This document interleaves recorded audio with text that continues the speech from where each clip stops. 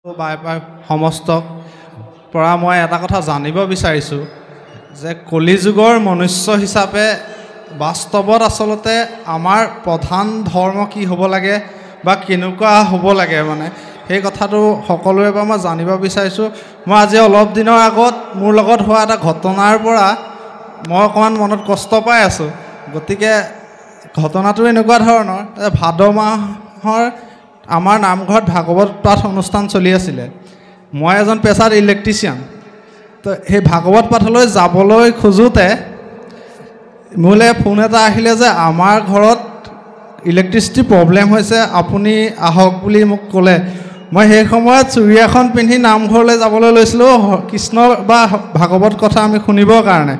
মই কিন্তু সেই সময়ত সেই ভাগৱত অনুষ্ঠানলৈ নগৈ মানুহ ঘৰলৈ গৈ মানুহ ঘৰৰ মই যিটো বিপদ হৈছিলে মই সহায় কৰিলোঁগৈ। গতিকে তাত মোৰ ভুল হ'ল নে আচলতে শুদ্ধ হ'ল? আৰু কেনেকুৱা ধৰণৰ এতিয়া হৰিনামেই ল'লে সকলো গতি পায় বুলি কৈছে, মই সেইদিনাখন হৰিনাম ল'বলৈ নগৈ মানুহ ঘৰলৈ যোৱাটো মোৰ অপৰাধ হ'ল নেকি বাৰু? ভকত সমস্ত ফালৰ পৰাই কথাটো কৈ দিলে ভাল হ'ব নেকি? কৃষ্ণ কৃষ্ণ। কোনোবা এজন বাপে কৈ দিয়কচোন, বাপে কৈ দিয়ক। হয়, কৃপালু বাপ হওক আৰু পৰম কৃপালু আমাৰ গগৈ বাপ, তেখেতে যিটো প্ৰশ্ন উদ্ঘাটন কৰিছিলে সঁচা কথা। কিন্তু বাপদেৱে আমাৰ ব্যাখ্যা কৰা প্ৰাণজিৎ গগৈ বাপদেৱে ইতিমধ্যে কৈ গৈছে যে আমি গুৰুৰ গৃহলৈ আহিবৰ কাৰণে মনো আছে আৰু সাজপাৰো পিন্ধিলোঁ। সেইটোতে ভগৱন্ত সন্তুষ্ট হ'ল আৰু তেওঁৰ কৰ্মত লাগি যিটো কৰ্ম চৰকাৰীভাৱে দিয়া হৈছে কৰিব লাগিব সেই কৰ্মটো তেওঁ শেষ কৰিলে। গতিকে আমি যদি কোনোবা এটা স্থানলৈ যাওঁ বুলি ইচ্ছা প্ৰকাশ কৰিলোঁ তেতিয়াই ভগৱন্ত সন্তুষ্ট হ'ল। তেতিয়াই ভগৱন্তই গম পালে যে তেওঁ মোৰ ওপৰত ভক্তি যথেষ্ট। গতিকে সেইকাৰণেই এই কৰ্মটোত তেওঁৰ দুখ নাই বুলি আমি আমাৰ ফালৰ পৰা সমাজৰ ফালৰ পৰা আমি তাকে ব্যক্ত কৰিলোঁ। এইটো বাপদেৱে কেনেধৰণে ব্যাখ্যা দিয়ে আমি নাজানো, ভাগৱতই কি সিদ্ধান্ত দিয়ে। তথাপিও সমাজৰ ফালৰ পৰা এইটো বাপদেৱে আঙুলিয়াই দিয়াৰ কাৰণে দুআষাৰ ক'লোঁ। কৃষ্ণ কৃষ্ণ কৃষ্ণ। উত্তৰটো সেইটোৱে যে প্ৰথম আমি যিহেতু মানুহ, গতিকে সমস্ত ভূততে ভগৱন্ত বিৰাজমান। মানুহ হিচাপে আমি মানৱীয়তা কৰ্ম, মানৱীয়তা গুণ আমি আমাৰ দেহত ৰাখিব লাগিব আৰু ৰাখি লৈ সেই অনুপাতে আমি কৰ্ম কৰিব লাগিব। গতিকে আমি সেইখিনি কৰ্ম কৰাত অপৰাধ একো নাই, কিয়নো সমস্ত ভূততে ভগৱন্তই বিৰাজমান। যিজনাই আপোনাক নিমন্ত্ৰণ কৰিলে বা ফোন কলটো কৰিলে সেইজনাও আপোনাৰ মোৰ নিচিনা একোজন দেহধাৰী জীৱাত্মাৰূপী ভগৱন্ত সদৃশ বুলি কোৱা হৈছে। সেইজনো এজন ভগৱান।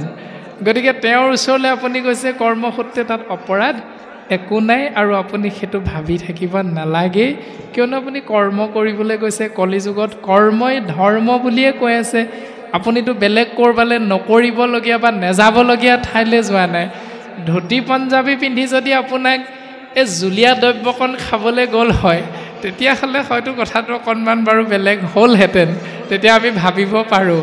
কিন্তু আপুনি কৰ্মসূত্ৰে এঘৰ আন্ধাৰত থকা মানুহক আপুনি আপোনাৰ কৰ্মেৰে পোহৰাই তুলিছে, তাত অপৰাধ কোনো নাই, তাত সদায় ভগৱন্তই কৃপা কৰিব। কৃষ্ণ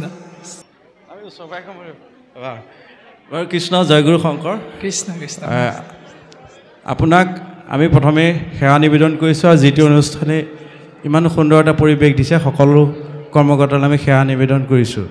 কৃষ্ণ। এতিয়া প্ৰথম আমাৰ এটা মানে কুকুজা লগা কথা আপোনাৰ পৰা জানিবহে বিচাৰিছোঁ বা সমস্ত ভকতৰ পৰা জানিব বিচাৰিছোঁ।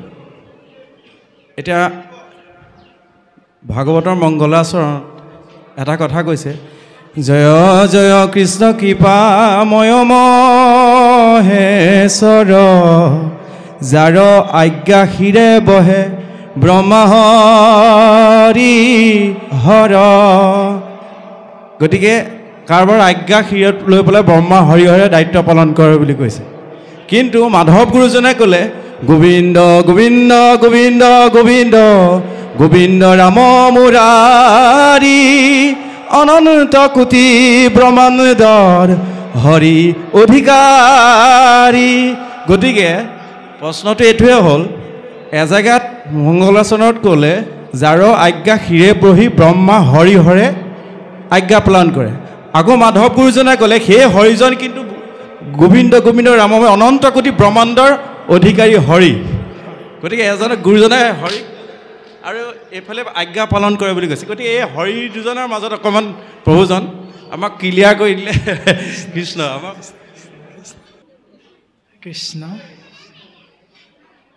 ক'তো ভুল নাই, খুব সুন্দৰভাৱে গুৰু দুজনে সিদ্ধান্তখিনি দিছে, আগবঢ়ায়ো নিছে। পদচন্দ দুলৰীচন্দ ঘোষা সমস্ততে খুব সুন্দৰভাৱে আগবঢ়াই নিছে। আৰু এভাগ ঘোষা আমিও বাৰু আপোনাৰ লগত সংযোজন কৰি দিয়া হৈছে যে কেশৱ শিৱ শিৱ ঘোষিও সদায়। এতিয়া কেশৱ শিৱ শিৱ ঘোষিও সদায় মানে আমি তাৰ পৰা উত্তৰটো আনিলেই ধুনীয়াকৈ পাম।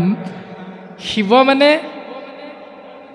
বাঘৰ ছাল বস্ত্ৰ পৰিধান কৰাজনৰ কথা কৈছেনে নাই কোৱা?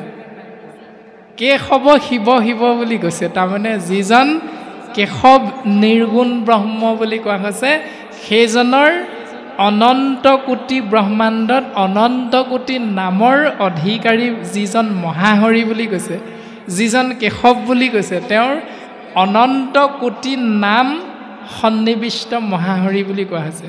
আৰু যিজনে হৰিয়ে আজ্ঞা পালন কৰে সেই হৰি হ'ল আজ্ঞাবাহী ভৃত্য বুলি কোৱা হৈছে। মহাহৰিৰ আজ্ঞাবাহী যিজনে পালন কৰিছে, সৃজন কৰিছে, সংহাৰ কৰিছে যি তিনি ব্ৰহ্ম, সেই তিনিজন সেই মহাহৰিৰ আজ্ঞাবাহী বুলি কৈছে। সেইকাৰণে গোবিন্দ গোবিন্দ গোবিন্দ গোবিন্দ গোবিন্দ ৰাম মুৰাৰী। যিজন গোবিন্দ, যিজন ৰাম, যিজন মুৰাৰী, সেইজন হৰিৰ কথা কৈছে। একেজন বুলি আপুনি মই ভাবিব পাৰোঁ, হয় একেজন তেতিয়ালৈকে আছিল যেতিয়ালৈকে মহাপ্ৰলয়ৰ অন্তত আপুনি মই সমস্ত দেহধাৰী জীৱ মহাপ্ৰলয়ৰ অন্তত এক স্থানত আমি বিলীন হৈ যাম। তেতিয়া তেওঁ মহাহৰি হৈ আছে আৰু তেতিয়া তেওঁ শয়নত আছে। আৰু যেতিয়া তেওঁ চকু মেলিব, মেলি লৈ যেতিয়া চিন্তা কৰিব যে অকলশৰে থাকি মই কৰোঁ কোন কাজ, এতিয়া অকলশৰীয়া হোৱাৰ পাছত যেতিয়া তেওঁ লগ বিচাৰিব, লগ বিচাৰিবৰ কাৰণে যেতিয়া তেওঁ ভিন ভিন হ'ব, তেতিয়া তেওঁ হৰি নামটো শংকৰ গুৰুজনাই ইয়াত প্ৰকাশ কৰিছে আৰু মাধৱ গুৰুজনায়ো তেনেধৰণে প্ৰকাশ কৰিছে। আপোনাৰভাৱে শ্ৰৱণ নিশ্চয় কৰিছে যে হনুমন্তই যেতিয়া ৰামচন্দ্ৰৰ ৰাজসভাত গৈ উপস্থিত হৈ প্ৰকাশ কৰিছিল যে জয় শ্ৰীৰাম জয় শ্ৰীৰাম জয় শ্ৰীৰাম। ভগৱন্তই কৈছে তুমি কোন? হনুমন্তই কৈছে মই হনুমন্ত। তুমি হনুমন্ত নোহোৱা। হনুমন্ত আচৰিত যে মই হনুমন্ত নহয়, তেতিয়াহ'লে মই কি? বোলে প্ৰভু মই হনুমন্ত, আকৌ আপুনি মোক চিনি পোৱা নাই নেকি? নাই নাই, তুমি হনুমন্ত নোহোৱা। ৰামচন্দ্ৰই কৈছে নহয়। হনুমন্তই কৈছে হয়, মই অঞ্জনাৰ পুত্ৰ, আপোনাৰ পৰম ভক্ত হনুমন্ত। তুমি হনুমন্ত নহয়। হনুমন্ত আচৰিত, নিজৰ গাত হাতখন দি চিকুটি চিকুটি চাই যে মই নহয় নেকি হনুমন্ত। দেখিছে হয় দেখোন। তাৰপাছত হনুমন্তই চকুকেইটা মুদি ধ্যানস্থ হৈছে। ধ্যান কৰি অলপ সময়ৰ পাছত চকু মেলি মিচিকীয়া হাঁহি এটা মাৰি ৰামচন্দ্ৰক কৈছে যে প্ৰভু আপুনি আজি মোক পৰম জ্ঞান প্ৰদান কৰিলে। বোলে হনু মই তোমাক কি জ্ঞান প্ৰদান কৰিলোঁ? অকণমান আগলৈকে হনুমন্ত নহয় বুলি ক'লে, তাৰপাছত সম্বোধন কৰিছে বোলে হনুমন্ত মই তোমাক কি প্ৰদান কৰিলোঁ? জ্ঞান। বোলে প্ৰভু মোক পৰম তত্ত্ব জ্ঞান দিলে। বোলে কি? দেহৰ দৃষ্টিত মই তোমাৰ দাস। এতিয়া আমি সেইকাৰণে নামঘৰলৈ আহোঁতে পোনে সেৱাভাগ যে কৰোঁ, ঈশ্বৰ ক'ত আছে? মানুহৰ মাজত ঈশ্বৰ আছে বুলি আপুনি মই কোনোদিন নেভাবোঁ। ঈশ্বৰ ক'ত আছে জানেনে? এই সপ্তখলপীয়া সিংহাসনৰ আমহি ঘৰৰ মাজত ঈশ্বৰ আছে। সেইকাৰণে সৈখিনিতে বাট চাওঁতে আপুনি মই এনেধৰণে কৃষ্ণ কৰোঁ। এই ভাগ বাৰু ভালেই, দুইখন হাত লগ লগাই, কোনোবাই এনেকৈও কৰোঁ নহয়। এইটো যে শাস্ত্ৰসন্মত কেতিয়াও নহয়, এইটো হ'ল অপৰাধ। সেইকাৰণে এক হাতে দেৱক প্ৰণাম কৰে যিটো তাৰ হস্ত কৰে ছেদ। এখন হাতেৰে ঈশ্বৰক প্ৰণাম কৰিবলৈ গ'লে তাৰ হাতখন কাটি পেলাবলৈ কৈছে। এইটো শাস্ত্ৰৰ সিদ্ধান্ত, দশম স্কন্ধত আছে। তাৰপাছত দেহৰ দৃষ্টিৰে প্ৰভু মই তোমাৰ দাস, সেইকাৰণে আপুনি মই দেহৰ দৃষ্টি দি থাকোঁ যে ঈশ্বৰ নামঘৰত নাই, ক'ত আছে? মণিকূটতহে আছে। এইডোখৰতো ঈশ্বৰ নাই, আকৌ কীৰ্তন ঘৰ ভাগতো নাই, কেৱল মণিকূটত আছে। এইটো হ'ল দেহৰ দৃষ্টি। জীৱৰ দৃষ্টিৰে প্ৰভু আমি যত জীৱ তোমাৰেহে অংশ। কেতিয়াবা আমি জীৱৰ দৃষ্টিৰে চাইছোঁনে? যদি চাইছোঁ তেতিয়াহ'লে গালি কাক পাৰোঁ? এজনে অন্যজনক যে গালি পাৰোঁ, এই শইকীয়া আহিলে মোক নেমাতিবি, কেলে? শইকীয়াই নাম বৰতাল লৈ নাম গালে মই সেইখন সমাজত নাথাকোঁ। এইবিলাক যে আমি যে প্ৰকাশ কৰি থাকোঁ, চিন্তা কৰোঁ, এইবিলাক জীৱৰ দৃষ্টি হয় জানো? যদি জীৱৰ দৃষ্টি হয়, আমি যত জীৱ তোমাৰেহে অংশ। প্ৰমাণ, মেডিকেলত যেতিয়া তেজ দৰকাৰ হ'ব, কাৰ তেজ ল'ম? বোলে মুছলমানৰ নলওঁ, হিন্দুৰহে ল'ম। মিচিঙৰ নলওঁ, গগৈ উপাধিধাৰীখিনিহে ল'ম। তেনেকৈ ভাগ ভাগ কৰি লওঁ নেকি? ডাক্তৰে দিছে নেকি? চিন্তা মেডিকেলৰ পৰাও ইয়ালৈ আনিব লাগিব। গতিকে জীৱৰ দৃষ্টিত আমি যত জীৱ তোমাৰেহে অংশ। ই আমাৰ শৰীৰৰ দৃষ্টিতকৈ অকণমান উন্নত বুলি শাস্ত্ৰই কৈছে। তাৰপাছত আত্মাৰ দৃষ্টিলৈ যাওঁ। শাস্ত্ৰৰ সৰ্বোত্তম নিদৰ্শন হ'ল আত্মাৰ দৃষ্টি। প্ৰভু মই তুমি, তুমিয়ে মই। বোলে প্ৰমাণ, আইনাখনৰ সন্মুখত ৰৈ দিবচোন ৰাতিপুৱা। সৰুখনৰ সন্মুখত বৰ বেছিকৈ নেপায়, গডৰেজৰ ডাঙৰ আইনাখনৰ সন্মুখত ৰ'ব। ৰৈ দিয়াৰ লগে লগে কি পাম? বাহিৰ ফালে যিটো দেহ থিয় হৈ আছে, আইনাখনৰ সিপাৰেও শিং লগা এটা থিয় হৈ আছে। আমাৰতো শিং নাই, কিন্তু আইনাখনৰ সিফালে শিং লগা এটা দেখোঁ নি? আমি নেদেখোঁ নহয়। হুবহু ৰূপটো দেখা পাম। যদি কেনেবাকৈ সোঁফালে বাওঁফালে তিলটো আছে আইনাখনত, যদি সোঁফালে দেখোঁ তেতিয়া কি হ'ব? সোঁফালেতো তিল নাই, মোৰ বাওঁফালেহে আছে। সোঁফালে দেখিবলৈ হ'লে আইনাখনে ভুল দেখুৱাইছে বুলি আপুনি মই মাৰ মাৰি ভাঙি পেলাম। ভাঙি পেলোৱাৰ লগে লগে কি হ'ব? তাত নিহিত হৈ থকা সেই ছাঁটো ক'লৈ গ'ল? ইয়ালৈকে পুনৰ ঘূৰি নাহেনে? তাৰমানে উত্তৰটো হ'ল আত্মাৰ দৃষ্টিত ময়ে তুমি, তুমিয়ে মই। সন্মুখত থিয় হৈ থকা জনো ভগৱন্ত আৰু আপুনি ময়ো ভগৱন্ত। দৃষ্টি আমাৰ নিজৰ নিজৰ। কোনে কেনেধৰণৰ দৃষ্টি প্ৰদান কৰিছোঁ সেইটোৰ ওপৰতে ভাগৱতৰ দৰ্শন নিৰ্ভৰ কৰিব। গতিকে নেমি নামৰ ৰজাজনৰ আগত কবি নামৰ সিদ্ধজনে এই কথাটোকে কৈ আছে যে পাছে নৃপবৰ পৰম দুষ্কৰ শুনিলা কৰ্ম ভকতি। এই যে অকণমান আগত দান দক্ষিণা শ্ৰাদ্ধ পিণ্ড এইবিলাক যে কৈ আছিলে, এইবিলাক কৰ্ম মাৰ্গৰ ভকতি বুলি কৈছে। এই কৰ্ম মাৰ্গৰ ভক্তিবিলাক পৰম দুষ্কৰ, ই সহজলভ্য নহয়, ই সহজতে কৰিব পৰা কৰ্ম নহয়। গতিকে এই কৰ্ম মাৰ্গৰ ভক্তি যোগীৰো বিষম মনক নিয়ম কৰিবে কাৰ শকতি।